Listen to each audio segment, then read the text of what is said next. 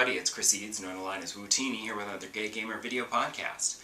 I wanted to start by a little bit of a complaint, because I actually decided that I wanted to play Dance Central recently, and so I wanted to play Dance Central 3 specifically.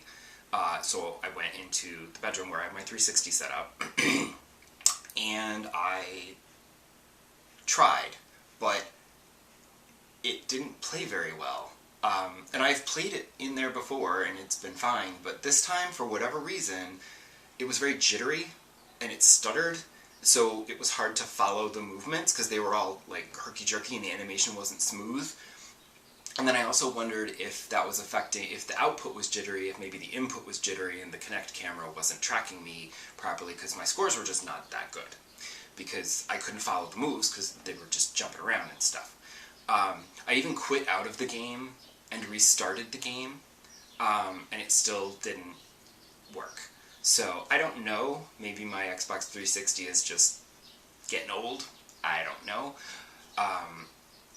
But it was sad because I wanted to play that Dance Central. So instead I ended up playing, I played for a little while, and then like a couple of days later I was in the mood again and I said, okay, forget it, I'll just play it on my Xbox One. Which was its own drama, because I turned on my Xbox One and I guess I haven't used my Xbox One since we got our new 4K TV.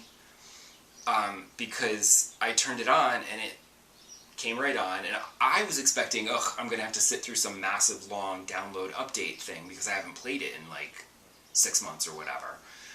There was no update, which was weird.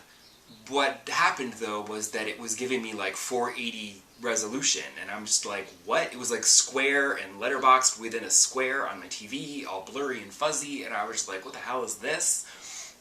And I'm like trying to go into the settings, which is difficult because everything's all blurry and hard to read, and I couldn't find the setting. I found the setting for screen resolution, but all it gave me was this 680 by 480 resolution, and I was like, no. And I'm like, it didn't give me any other options. I'm like, where's my 1080?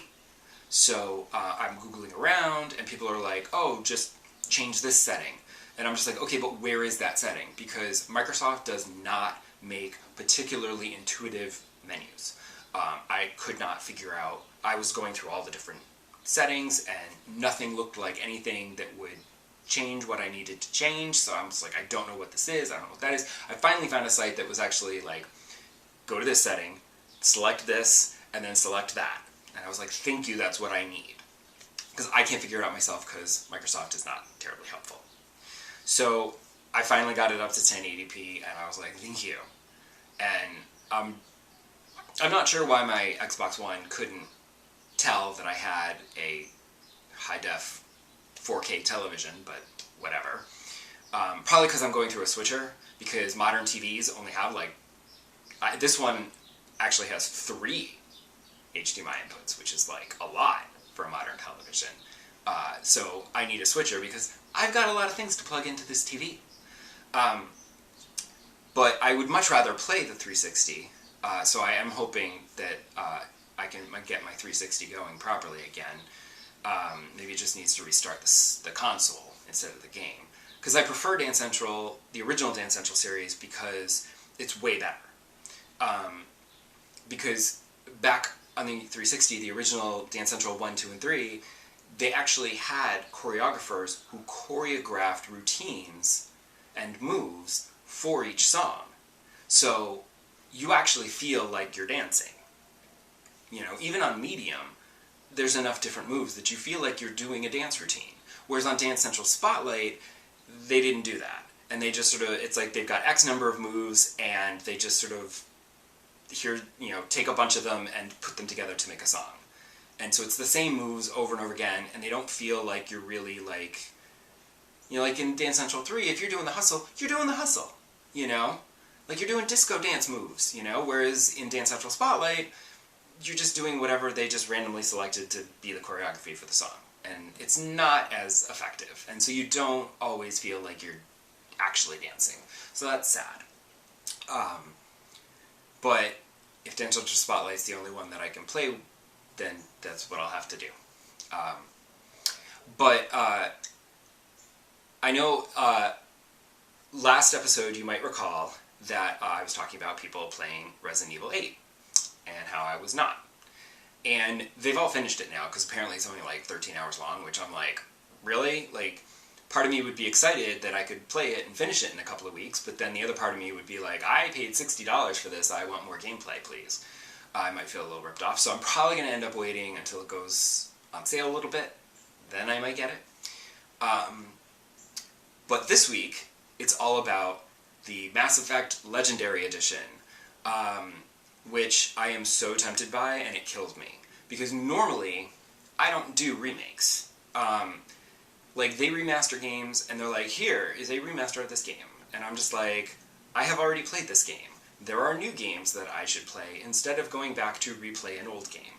Like, I don't even go back and replay old games that I have. Like, so, remastering it, making it look pretty, no. I'm trying to resist. Except for the fact that, in this case, it's not the cost either, because here, normally it's like, $50 for a game that they've remastered, and it's like, well, that's a lot, and I've already played it, so no. Here, it's $60, but you're getting 3 games, plus all the DLC, so I'm like, It's also, like, one of my favorite series of all time, and it's so good, and I would love to play through it again. I can also play through it as a guy, so that I can sleep with Caden at the very end. So that would be different. Also, my memory is terrible, so it would be like playing it for the first time. There'd probably be a few scenes that I'd be like, oh, I remember this, but most of it would probably just feel new to me. But I'm trying to resist it because, like I said, I've got a whole library of games from PlayStation Plus sitting in there, ready to be downloaded and tried out. So I'm sort of like, I want to do that instead of replaying something that I've already played before. Because also, it's 3 games. I'm going to play all 3 of them. I'm not just going to play one and then play something else and then come back and play 2. Like, I'm going to just play through all of them. And that's going to take, like, the rest of the year, probably. That's, like, my summer, basically. So, I would rather not. So I am currently attempting to resist temptation and not play that. And I'd rather play something else that's new. Like Resident Evil. Or I could also cave and get Assassin's Creed Valhalla for my PS4, since you can't get PS5 still. So, I'm sort of like, but definitely trying to avoid that. Thankfully, I am currently not too tempted to buy it, because I am still, I'm snapping pictures of Pokémon left and right, and I am nearing the end of the Frozen Wilds DLC for Horizon Zero Dawn.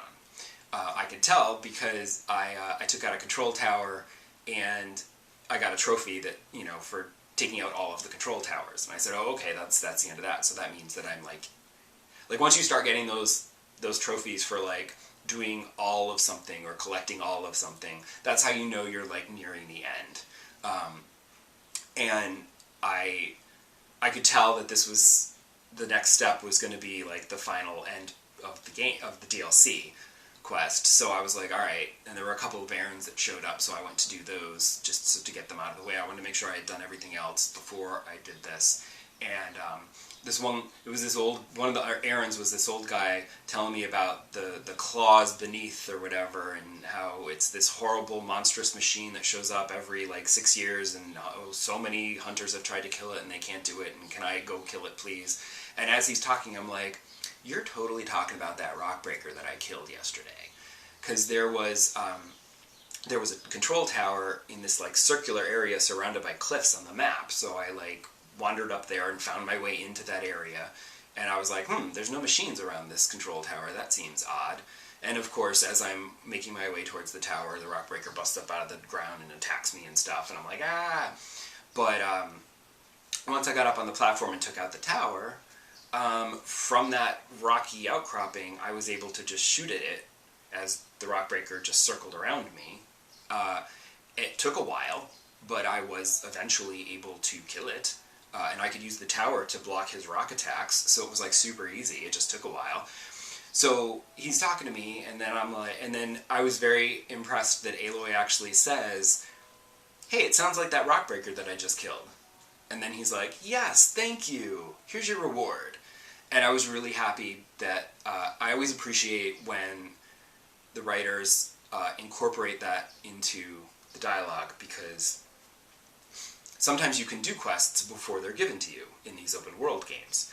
So I like when the writers take that into account, and you don't have to get the quest, back out of, end the dialogue, get the pop-up saying new quest, and then get another immediate pop-up that says quest completed, and then you have to initiate the dialogue to get your reward. Like I appreciated that the writers took that into account and incorporated dialogue options so that she could say, oh, I already took care of that for you. Give me your reward, thank you, bye. Because that was nice. But I am probably going to finish this DLC like today or tomorrow. Like, I don't know how much is left. We're clearly at like the end, Thunder Mountain and stuff. So we're up at Thunderdrum, and this is clearly the end game of the DLC. So I think after I finish that, I'm probably going to jump right into Farpoint, which I had downloaded and was going to start before they announced that Horizon was available for free again. And I was like, okay. So I did that. So Farpoint has just been sitting there on my PlayStation waiting for me to play it. So I think I'm going to just jump right into that. And then if that works, I can play that. When I finish that, I'll jump right into something else, because I'm trying to keep doing that to keep myself from being tempted to start Mass Effect, because I don't want to do that. Maybe one day, if it's like on sale or whatever, I'll play it. But oh, it's so tempting. It's so good, and I'd love to play it again with prettier graphics and a photo mode. Oh, photo mode, please. That's going to make it take twice as long to finish. So that's like more than the summer. That's going to be the rest of the year probably, taking pictures of everything. Photo modes always slow me down. So, come back next episode, and I'll have finished the Frozen Wilds, and we'll see what I started playing, and if I can keep that willpower going. Resist, resist, resist! Bye!